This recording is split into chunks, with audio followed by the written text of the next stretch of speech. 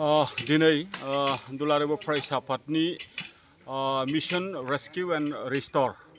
जे शिबसागर जिल्लानि सिङाव थानाय जेनाखि नाजिरा सार्केलनि सिङाव जिखिनि दैबानाजों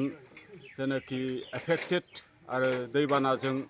प्रपार्टी नष्ट जानाय बा सिलिंखार जानाय न'खरफोरखौ जेनाखि रेस्किउ एंड रिस्टोर खालामनायनि जेनाखि दुलाराय फरायसा आफादनि मिशन मानव गेदेर आफादनि आफादगिरि मुश्री खोरोमदाव औवारिनि दैदेननायनि गेजेरजों जेनाखि भलान्टियार्सफ्रा मैयानिफ्राय जेनाखि न'खरफोर सिखोन साखोन खालामनानै होनाय बा न' माने रिपेयार खालामनानै होनाय बा हाब्रु हाबनाय बा हा फबनाय बेखौ माने बोखांनानै होनाय बे खामानिखौ मैयानिफ्राय जागायै दिनै नैथि सान आरो दिनै जोङो जोंनि टीम मोनसे गासै जोंनियाव 10टा टीमा एक्टिभलि माने एक्शनाव आरो दिनै बे खामानिखौ मावबाय थादों। बिनिनो दिनै जों मोनसे टीम दिनै हिरण्य फुकन बिनि न'आव जेनाखि जे बिनि सिथ्ला बा बिनि न' बेखौ माने हाब्रुफोरा खफबजोबनानै दोननाय बेखौ जोङो बोखांदों। लोगोसेयै दिनै बेवहाय न'आ मोनसे माने नष्ट जादोंमोन जे न'आव बिथांमोना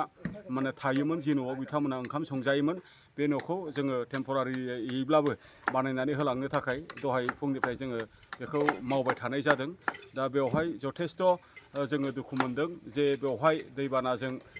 जोबोद माने खस्थ' मोननांनाय न'खरफोरनि जेनाखि दुखु सुबुंफोरनि जिखिनि दुखु सोरनिबा न'आव माने रुंसारि जानाय आरो सोरनिबा न'आव माने लाख माने जेनाखि बिबांनि जेनाखि प्रपार्टी नष्ट जानाय बिथांमोना गावसिनि हाया बबेजोंमोन बिथांमोननियाव बेसेबां प्रपार्टी दंमोन बिथांमोना बोरै दङमोन दिनै बिथांमोना गाबा मोखाङै दिनै फोरमायख' हायै बेबायदि मोनसे जादों जेन' जोंबो जोबोद दुखु मोनफैदों। जोंबो बेवहाय फैनानै दा सुबुंथिनि जेनाखि थांखि आरो सुबुंथिनि नोजोरजों जेनाखि मदद होनाय बेखौ दुलाराय फरायसा आफादा जोनोमनिफ्रायनो जिहेतु मावबोबाय थादों। दिनैबो नैबेबायदि मोनसे खैफोदनि समाव दुलाराय फरायसा आफादा खोरोमदाव औवारि मानव गेदेर आफादगिरि बिथांनि दैदेननायनि गेजेरजों मिरु एबसुनि गासै दैदेनगिरि आरो गुबुन जिल्लाफोरनि मददजों दिनै जोङो बे मिशननिनो जों सासे भलन्टियार हिसाबै जोङो खामानि मावफैदों आरो जथेस्थ' बे जोंनि खामानि मावफैनायखौ न'खर आरो गामिनि सुबुंफोरा दिनै बरायदों आरो बिथांमोना जथेस्थ' माने गोबांथार बेबायदि माने गफबनानै थानाय बा गोबांथार बेबायदि नष्ट जानाय न'खरफोरा जोंखौ आपिल खालामदों जे गासैनिबो न'खरखौहाय माने फोसाबनानै होलांनांगौ नाथाय जेनाखि जोंनि